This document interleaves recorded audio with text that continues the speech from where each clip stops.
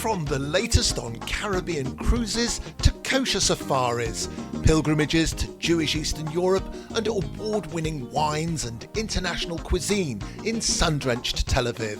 Sit back and enjoy the trip with the travel edition of the Jerusalem Post podcast.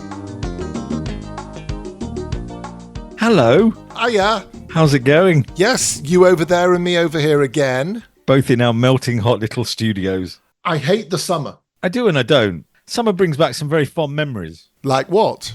Like ice cream with a chocolate flake in it. Was that called Flake 99 in England? Something like that. I'll have a 99, as they used to say in Manchester.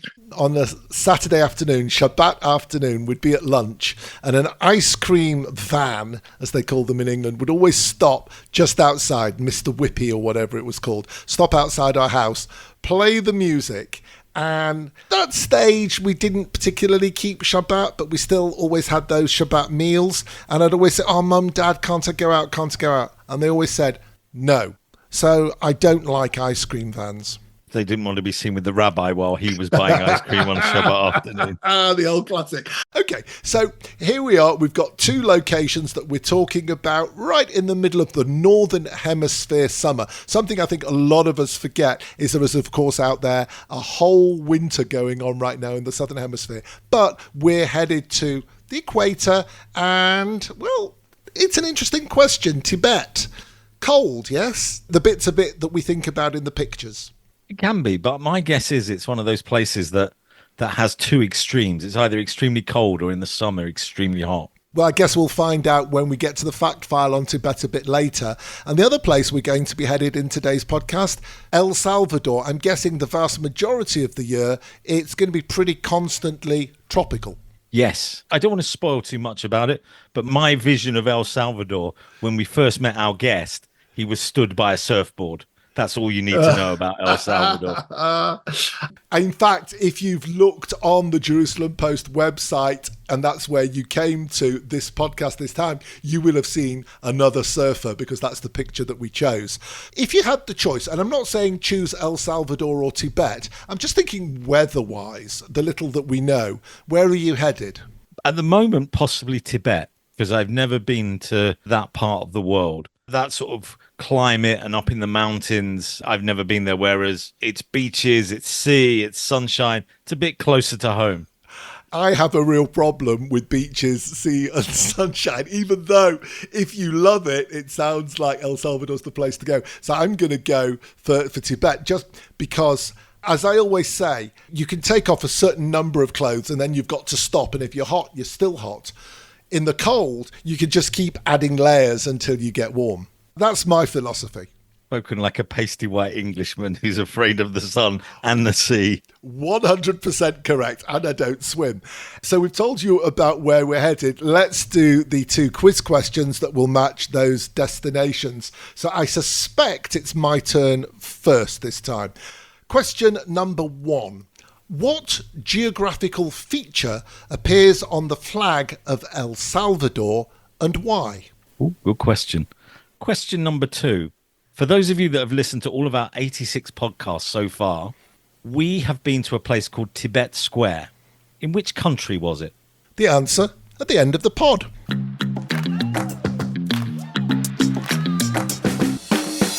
To talk the latest news in Israel, the Jewish world, and everything in between. This is the J-Post Podcast. I'm Tamar Uriel-Beery, Deputy Editor-in-Chief of the Jerusalem Post. And I'm Tzvika Klein, Editor-in-Chief of the Jerusalem Post. And I'm Sarah Ben-Nun, Night Editor at the Jerusalem Post. Join us as we bring some of the most impactful voices to bring you into what it means to be Jewish, to be Israeli today. Every week, we bring you with us into the newsroom in every sense. Stop being so dramatic. This is just our coffee break. You can find us every Thursday on jpost.com, Apple Podcasts, Spotify, or wherever you get your podcasts. We'll see you there. Yalla, bye. Outside of Buenos Aires, where would you recommend visiting? Tell us why you've got a passion for Jewish history as an author. Is there something unique here that you won't see anywhere else in Georgia or even the world? Why on earth would you take this incredible boat and launch it in Israel of all places. Has David Hasselhoff been to the David Hasselhoff Museum? You're listening to the Jerusalem Post podcast travel edition with Mark Gordon and David Harris.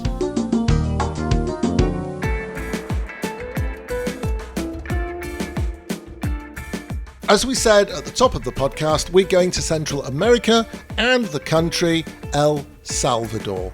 I like El Salvador because on quizzes, it's very easy to get the name of the capital because it's San Salvador. So there's a little reminder there for you. That's fascinating, but I'm sure there are many other far more interesting facts and factoids about this territory from a tourism perspective. Our first guest is the ambassador of El Salvador in Israel, Eduardo Umaña, and he will tell us all about El Salvador. But first we asked him about the modern history of El Salvador and its recent troubles. During the times of war, as well during the past violence that we had because of the gangs, it is already behind us, thanks God. Right now, it's more thanks to the will and determination and, let's say, leadership of our president, Nayib Bukele, that we actually have positioned ourselves in let's say, the safest country in Latin America. This, of course, has happened in the recent years. What can I say is that the government now that it's starting with this new management, we're basically bringing out our potential, sharing it with the whole world, making them sure that we are really a good destination to visit. We are recognized as one of the most visited destinations in the region right now. Thanks to the promotion that's been led by our President Bukele in terms of tourism, we have a lot of development and a lot of focus into that. The infrastructure is adequate for that. Of course, you will find a safe country for that as well. The hospitality that we have with the people, the charisma of our nationals really makes tourism and tourists to have a better experience in our country. Yes, I can tell you that one of the good things that we also can have as a country is that it is very advantageous. Everything is so close because of the country that we have. It's small. The infrastructure that we have can lead you everywhere. You can really enjoy the country. Before I ask the next question, I'm just going to do a little bit of geography for our listeners who maybe don't know exactly where the country is. We're talking Central America. Just to the north and west is Guatemala. To the east and sort of southeast is Honduras. That puts you on the Pacific coastline. It's a kind of a long country along the coastline. I'm guessing that the sea is a focal point for tourism? Definitely. The coast is really important to us. As you mentioned, it's on the south part of the country. We have one of the, let's say, best surfing beaches and waves that we have on the region. You can ask any surfing enthusiast about it, and they will tell you about the good ways that we have. There's a tourism circuit that we have. It's named Surf City, and it's all along the way, the coastal strip of the Pacific Ocean. You can see, besides surfing and practicing other aquatic sports, you can also see, let's say, sunsets, like if they were out of a movie, basically. The gastronomy that we have is really exquisite. If you like to enjoy music, you will find the good parties there at night. Still, you like to relax, you can also find places in which you will be the stillness of the night and find the tranquility that you would look for. The Pacific coast is really important to us. Moving inland, what else does Mother Nature bring to the country? The Ring of Fire that we would call it, which is a lot of volcanoes that we have. You can do a lot of trekking. You can even climb some of the volcanoes that we have from all over the country. So you can enjoy that. We also have routes in which you can find coffee plantations. You can also go there and find lakes, which are made out of volcano water. We also have more to the pre-Hispanic culture, if you like to go to there too. You can also find Polla de Seren. It's a park that was declared a heritage by the UNESCO, World Heritage. You can also find Mayan ruins like Tazumal, San Andres, and other sites like that. What about San Salvador, the capital? What does it have to offer visitors? The historic center of San Salvador. It is made of the National Palace, the Metropolitan Cathedral. We just recently opened a new library as well. We also have theaters, churches, museums, monuments, residence parks, and a lot of plazas around. You can go there at any time of the day or night because it's so safe that you can walk without any problem now. Moving out of San Salvador, are there other cities worth visiting in El Salvador? You can go to Santa Ana, which is on the west side of the country. You can go to downtown there. You will also find a historic center, a lot of important houses and buildings from the colonial era. You can also go to this other city named Suchitoto, which is in the central part of the country, which again has a lot of colonial touch everywhere. You can also go to Concepcion del Taco, which is another really colorful place. It's a cool climate. It's surrounded by coffee plantations. You can even go through what we call Ruta de las Flores, which is the flower route, in which you will enjoy a lot of nature around. And you can enjoy also the delicious cuisine that we have everywhere there. Is there something Jewish to see in El Salvador? I would recommend to start with going to this library. The name of it is Dr. Jose Gustavo Guerrero. That's the library, and the headquarters is in the chancellery that we have, the Ministry of Foreign Affairs. And there you will find documents and books related to one of our consuls that was in Geneva during World War II, Coronel Arturo Castellanos, who happened that he saved thousands of Jewish lives during that time. That's why he's now considered by Yad Vashem righteous among the nations.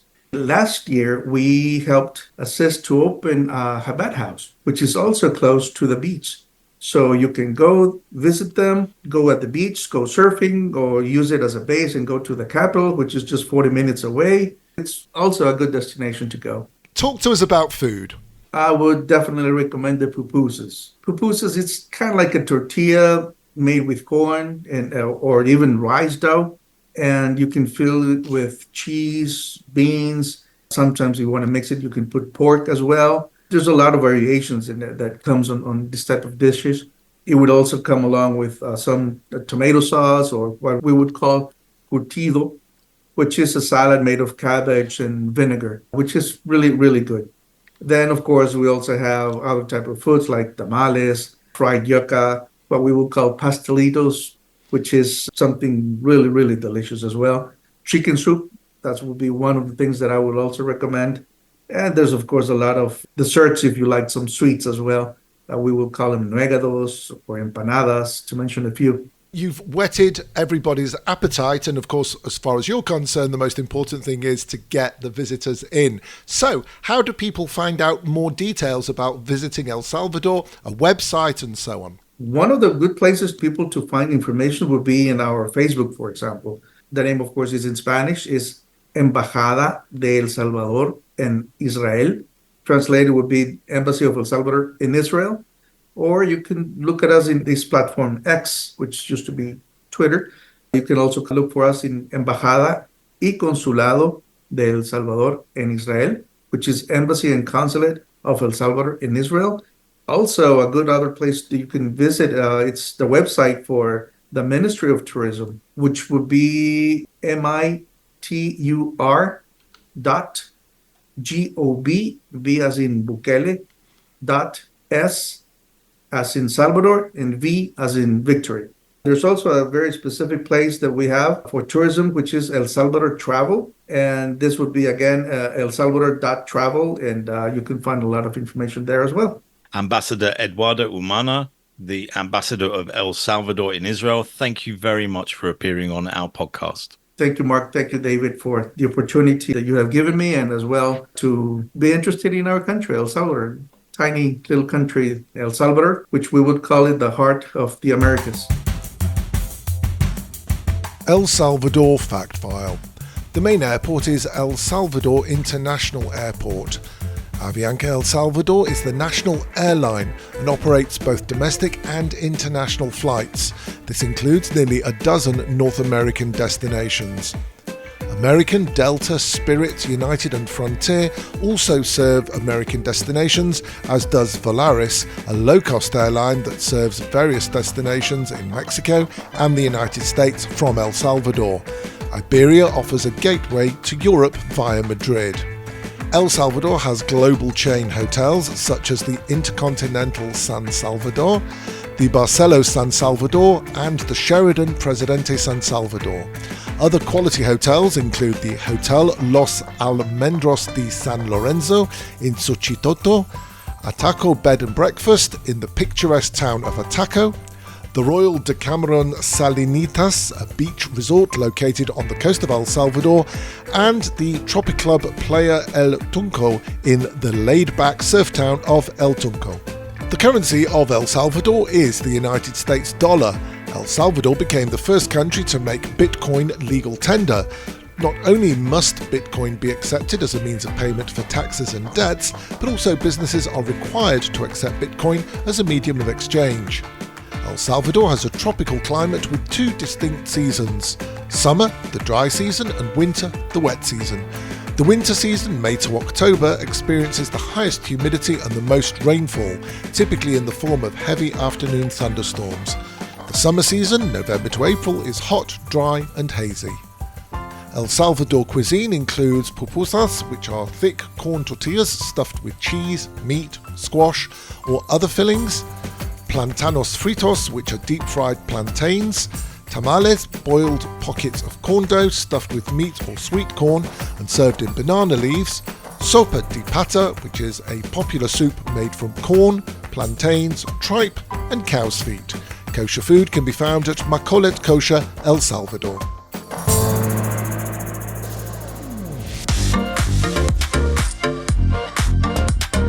And now the latest news with the Jerusalem Post podcast travel edition. Anti-tourism is making headlines all over the world. In Barcelona, protesters marched through the streets squirting water at tourists enjoying their evening sangria. In Athens, the mayor claimed tourists add virtually nothing to the economy. Amsterdam has come up with a solution. From 2035, cruise ships will no longer be allowed to dock in the city. As Israeli tourism slowly revives, two new routes were announced from Tel Aviv. Fly One Armenia is restarting twice weekly flights to Yerevan, and Arkia is launching flights to the home of soccer, Manchester. But two steps forward always come with one step back. Air Canada extended its freeze on flights to Israel for another 2 months until October 2024. Delta Airlines amended its uniform policy following a media storm about attendants wearing Palestinian flag pins. Going forward, employees will only be allowed to wear pins relating to the US. Israel will have a new airline this year. Air Haifa will soon receive its first aircraft, a 72-seat ATR jet. The company hopes to receive its civil aviation license by September 2024. The airline will operate between Haifa and Eilat and short-haul Mediterranean routes. Do you always end up waiting for your suitcase at baggage reclaim? Do you add a ribbon to your case so you can identify your case amongst the 100 other identical cases? According to baggage handling experts, these two things could be related. Ribbons covering baggage labels is one of the key reasons your case can be pulled for manual inspection. Other reasons include old stickers from previous flights and marzipan, which has a similar appearance to explosives on airport scanners.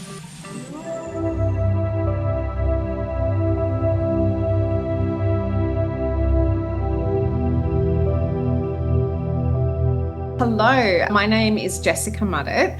I'm the author of 2 memoirs. My second memoir came out in March this year, and it's called Once Around the Sun, From Cambodia to Tibet. And it's about a year-long journey I took when I was 25. And it's actually a 2-part series. The first part covers from Cambodia to Tibet, and the second part covers Nepal, India, and Pakistan. And I'm writing that now, and that will come out next year. And my first book, when you kindly had me on your show, was Our Home in Myanmar, 4 years in Yangon. So I'm actually going to write 4 memoirs. They're all travel books. The 4th will be about when I lived in Bangladesh. It's great that you're writing books just to come back on our podcast. I can see another 2 visits being penned in the future. And I have to say, I distinctly remember when I first got David's email on LinkedIn, I was with my mum visiting in Melbourne, and I jumped around the kitchen and showed her proudly. And I was so excited to come on your show. And hence I contacted you 3 years later and said, please, will you have me back? We'll pen you in now for 2027. Please. I can have a standing appointment every 2 years. So Tibet, you think of mountains, you think of Brad Pitt, the Dalai Lama. What else has Tibet got to offer? Yaks, heaps of yaks. Yak butter, yak tea, yak curry. I think there's a beer, yak beer. Guest houses, a yak this and that. And, walking home from like a beer house one night, there were like yak carcasses on the road. It is, the backbone, pardon the pun, of Tibet, of, agriculture and also working the fields. And they are extremely beautiful, gigantic, gentle creatures. I'm not sure about yak beer, though. That kind of worries me a bit. Oh, I think it was just a brand, not the hops. Yeah. So, yeah, heaps of yaks. It's like the national symbol. The kangaroo to Australia is the yak to Tibet. Extremely beautiful monasteries that are sort of 6th century. Mount Everest, Jokang Temple in the capital, Lhasa, Potala Palace, some really special, exquisitely beautiful places, the highest lake in the world, and a fascinating culture and tradition, the people. And the people are very striking in their dress as well. It's a special place. So if I just want to hop on a plane and go to Tibet, is it that easy? It's easy if you have a Chinese visa, but then you need to have a permit within that. No, it's not that easy because you need to be on a tour. When I went, it was okay to be in Lhasa independently, but you couldn't step foot outside the city without joining a tour. And I'm quite certain, because it's periodically, sealed off and then it comes back, that you need to make all your arrangements before you go. It's not a place where you just, you turn up and see how things go. Given that it's pretty high up there, do you need to be, first of all, a climber, or do you have to be fit generally in order to appreciate the country, assuming you can get out of the capital? Yes, I would say you do, because Lhasa is 3,700 meters, so it's one of the highest cities in the world. You can also just get unlucky. You can be incredibly fit. I saw some incredibly fit trekkers who had come down with altitude sickness, and I had it mildly. I had sort of a bit of dizziness, headaches, sore throat, a very persistent cold that I couldn't get rid of, but I also saw people with oxygen masks and things. So you wouldn't want to go if you had respiratory issues, and you'd want to be in good general health. It's incredibly mountainous, and I walked everywhere very slowly. I tried not to get out of breath, and my mind would play tricks on me because I'd go up a series of steps because there's steps everywhere, and I'd be, am I more short of breath? Or, it was a bit, because in Lhasa, there's no rescue facilities. So things can get quite tricky. You'd want to have, proper travel insurance. Another reason for staying on a group tour, I would say. You mentioned Lhasa. Is it comparable to anywhere else in Asia, or is it very, very unique? It is unique because what you often see is the imitation of the real thing. Dharamsala is a Tibetan exile place where the Dalai Lama has resided for 50, 60 years. And so there's a huge amount of Tibetan culture. And that's the same in Nepal. You see beautiful Tibetan souvenirs of, varying degrees of authenticity.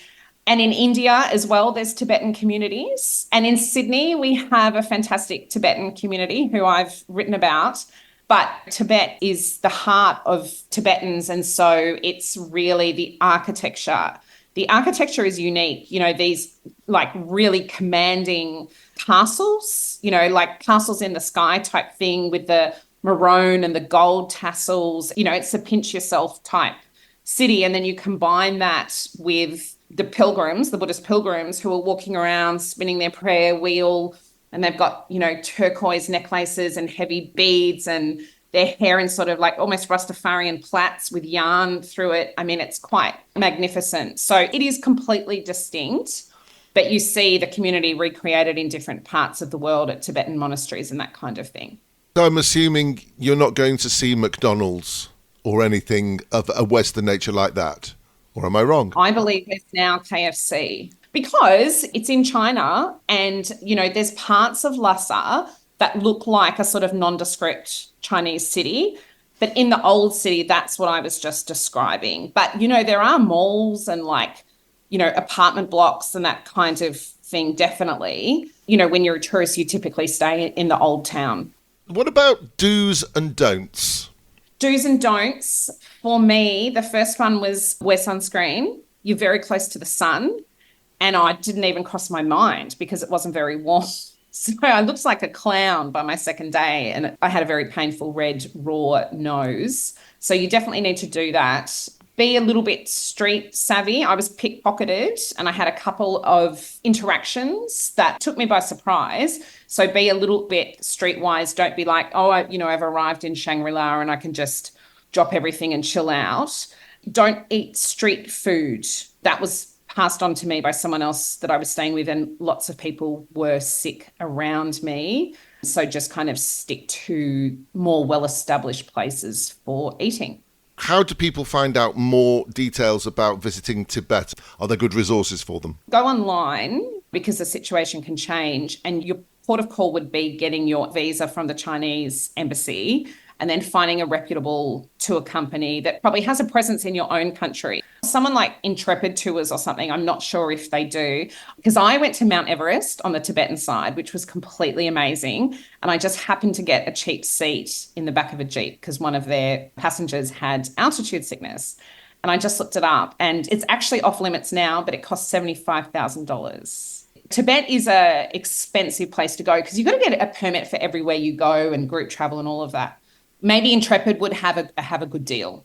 How do people get hold of your new book? You can go to the Henbury Books website, henburybooks.com.au, or any retailer, Amazon, Barnes & Noble, all of them. And also, if you were to go into any bookstore, it's not going to be in stock, but you could order it there because it's self-published through my own self-publishing company. So that means it's available at all the bookstore retailers. Author, traveller, and a friend and regular on the show, Jessica Mudditt, thank you very much.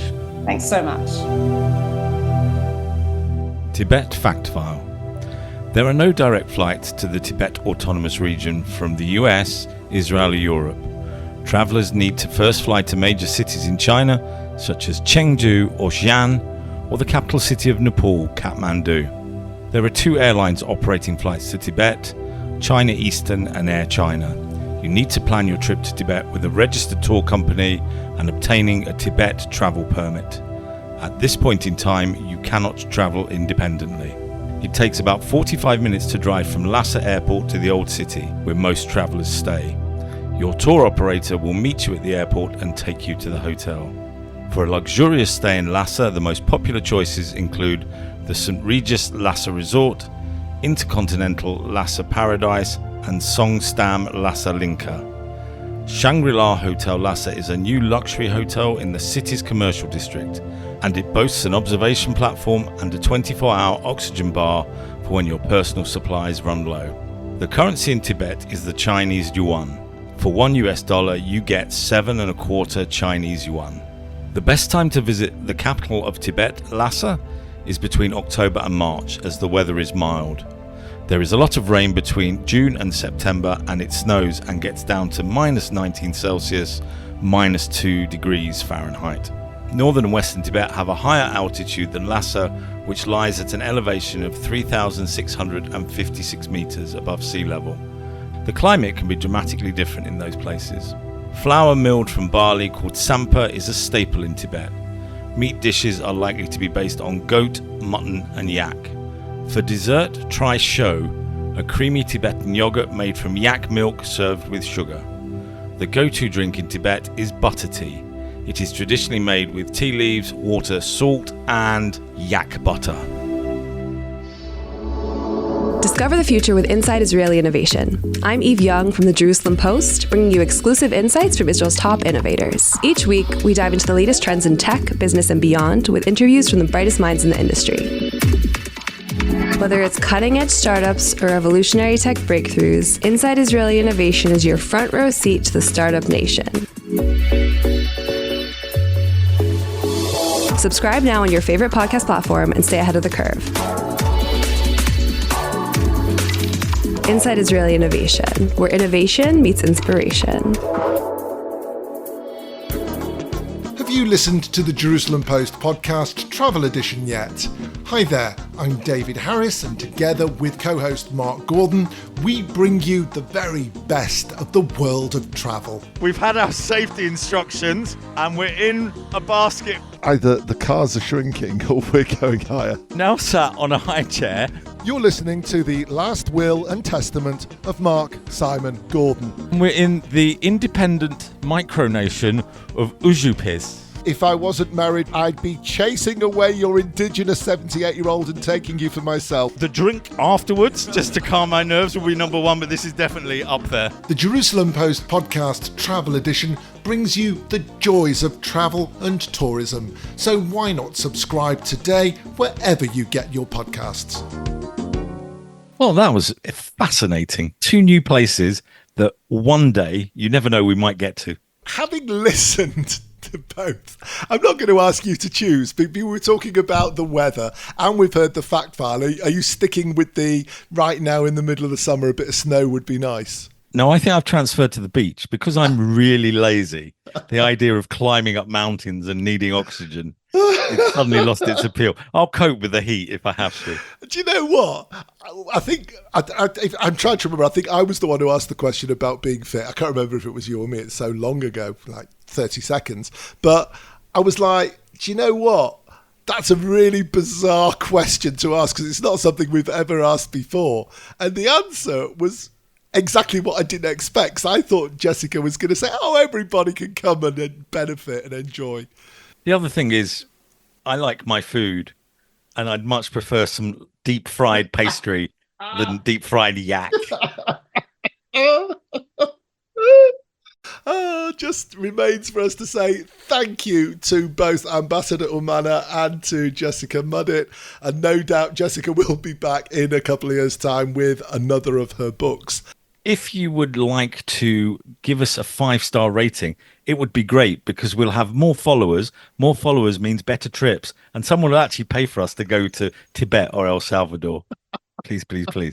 You can find us on our social media channels at Mark David Pod. We're on X, we're on Instagram, we're on Facebook, but we're too old to be on TikTok. But we are on email. So my dad, here we go, because last time I talked about my mum, this time I'm talking about my dad. My dad used to say to me, David, can you remind me, what's your email number? My dad used to work for the post office. He worked with those little oblong things that you filled up with a letter. I can tell you were educated in a primary school in England because you said oblong instead of rectangle. Although by the time he'd finished with them, they were more of a parallelogram. Anyway, can you actually remember our Gmail address? markdavidpod@gmail.com. Well done. Okay, time for the quiz answers. Question number 1 was, what geographical feature appears on the flag of El Salvador and why? Go on, Mark. The sun. Is the sun a geographical feature? Well, we learned about temperature and things like that in geography. So interestingly, there are a couple of stripes on the flag that represent the Atlantic and the Pacific, but there is actually representation or depiction of 5 volcanoes out of the more than 100 in the country, whose nickname is the Land of Volcanoes. Never knew that. Question number 2. Tibet Square is in what country? And we went there on one of our early podcasts. Gosh, you actually want me to have a go at this, don't you? Oh, lordy, lordy. All right, let's go for the United Arab Emirates. No, I'll give you a clue. It was in an autonomous republic. Oh, it was in Ujupis. Correct. It was in Ujupis in Lithuania, in Vilnius. Amazing. And one of our best episodes, I think, because we were in hot air balloons, burning each other's hair. And here's a bonus quiz question just for Mark. Which episode were we in Vilnius and hair burning and Ujupis? Probably about 12 or 13, but I actually don't remember. Do you remember, David? Oh, God, don't be ridiculous. I don't remember. I can't remember who asked the question in the last segment of this podcast.